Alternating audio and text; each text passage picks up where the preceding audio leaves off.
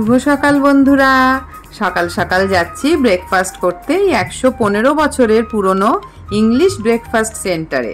তাই শুভ সকাল জানিয়ে ব্লগটা আজকের মতো শুরু করলাম। অপরাহ্নের সূর্যতে তোমাদের সকলকে অনেক অনেক স্বাগত। কেমন আছো সবাই? সর্বশক্তিমানের কৃপায় আশা করি তোমরা খুব খুব খুব ভালো আছো। এই যে কেভেন্টার্সের সামনে হাজির হয়ে গেছি। নিজেকে না কেমন যেন ইংরেজ ইংরেজ লাগছে।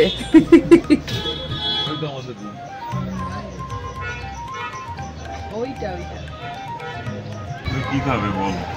সসেজ? না, সসেজ খাবো না। স্যান্ডউইচ নেই?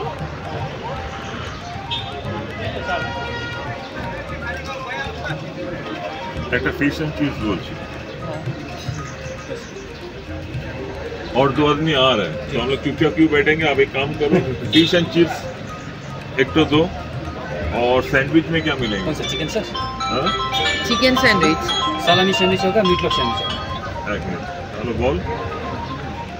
कौन सा अच्छा होगा? सलामी थोड़ा मसाला रहेगा, मीट लोफ प्लेन है। সকাল সকাল রেডি তো হয়ে গেছিলাম আমরা দুই বুড়ো বুড়ি, কিন্তু আমাদের দুই হিরোর ঘুম ভেঙে ফ্রেশ হয়ে যেতে যেতে ঘড়ির কাঁটা প্রায় 12টার কাছেই হয়ে গেল। ওদেরকে দেখতে গিয়েই ওই উকি ঝুঁকিগুলো মারছিলাম। এই যে ওনারা আসছেন হেলতে দুলতে।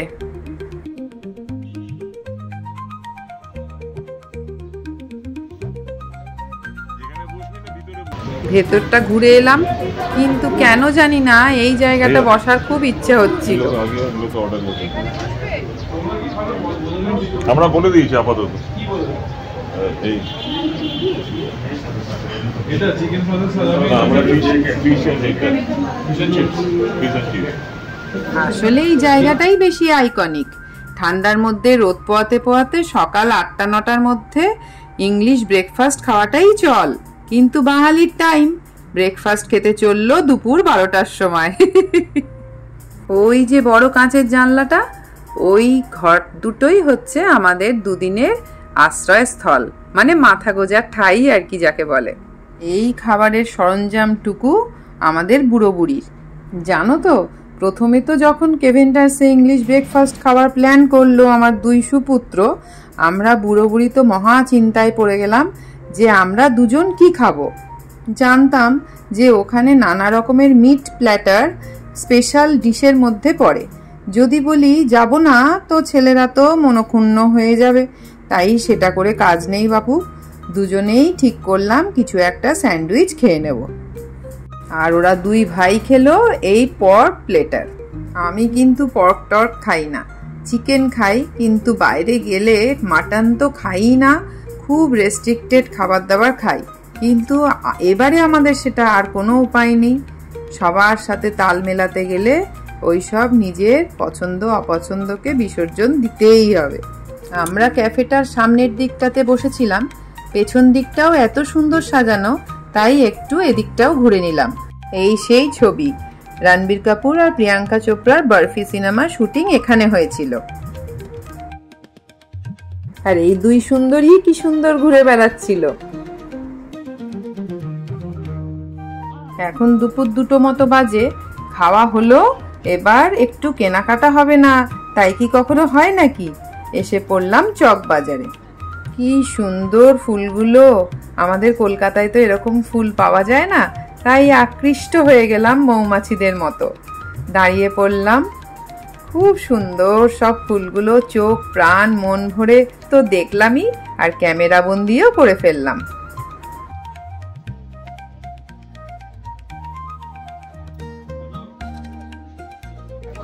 পাহাড়ি খাড়া রাস্তার দুপাশ দিয়ে তো দোকান, নামার সময় তো নেমে গেলাম, ওঠার সময় যে কি হবে, জীবনটা যাবে। এবারে দার্জিলিং আসার আগেই ভেবেছিলাম এই কাপগুলো নিয়ে যাব, কারণ কলকাতায় এই কাপগুলো খুব একটা চোখে পড়ে না। একজনের ব্লগে এই কাপগুলো আমি প্রথম দেখেছিলাম, উনিও বলেছিলেন এখান থেকেই কিনেছেন। 2 রকমের সাইজ ছিল, বড়গুলো চাইছিল 200 টাকা করে, আর ছোটগুলো চেয়েছে 160 টাকা করে। তাই দিলাম, তাই নিয়ে গেলাম 4টে জোড়া, 2টো ছোট সেট, 2টো বড় সেট। এত হাঁটাহাঁটি হয়েছে যে একটু গলাও ভিজিয়ে নিলাম, একটু বসেও নিলাম।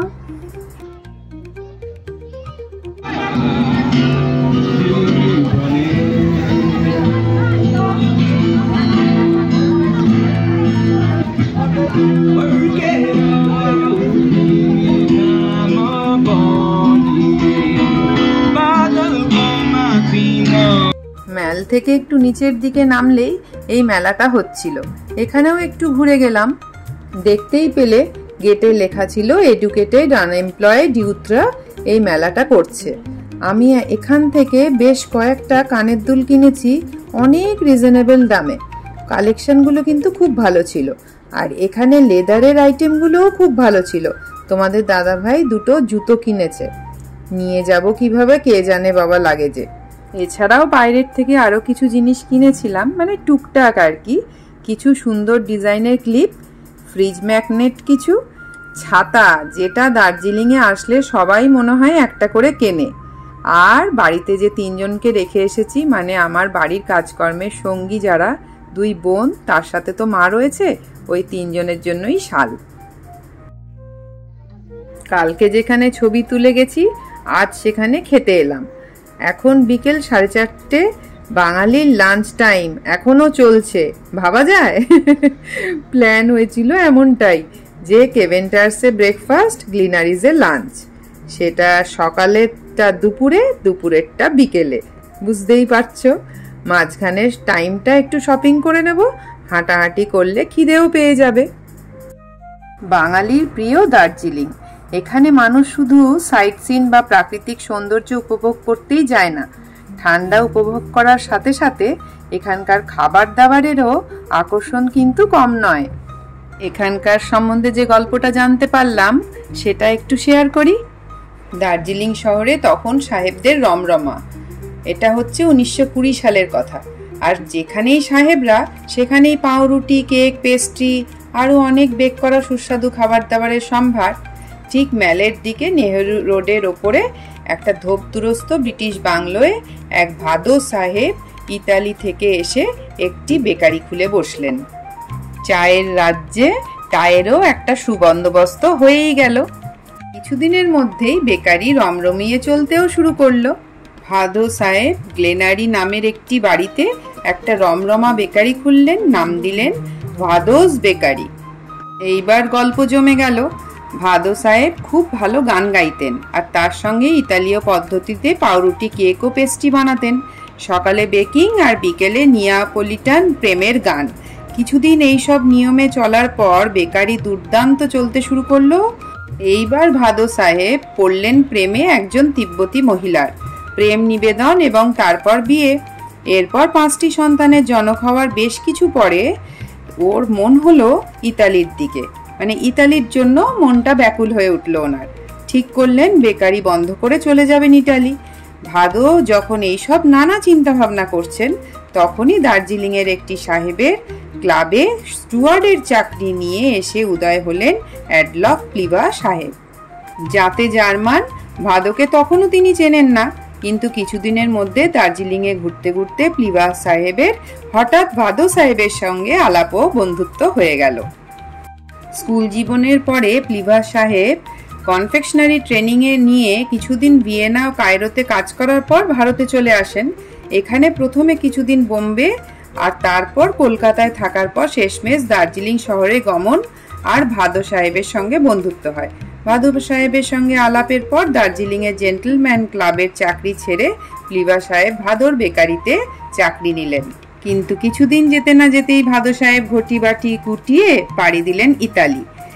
অ্যাডলফ প্লিবা তখন কিনে নিলেন ভাদোর তৈরি করা সেই দারুণ বেকারিটা এবং এর নতুন নাম দিলেন প্লিভাস বেকারি। প্লিবা সাহেব খুব শিগগিরই কিছু জার্মানি বেকার নিযুক্ত করলেন এবং বেশ একটা জার্মান বেকারির পরিবেশ তৈরি করে ফেললেন। প্লিবা সাহেব ছিলেন খুব প্রাণখোলা মানুষ, সবাই তাকে পপ বলে ডাকত। উনি দার্জিলিংয়ে দেশ বিদেশ থেকে অনেক মানুষদের নিয়ে এলেন। যে বাড়িতে এইসব কর্মকাণ্ড দীর্ঘদিন ধরে চলছিল সেই 3তলা বাড়িটির নাম ছিল গ্লেনারি। কে বা কারাই নামকরণ করেছিল সেটা কিন্তু এখনো জানা যায়নি।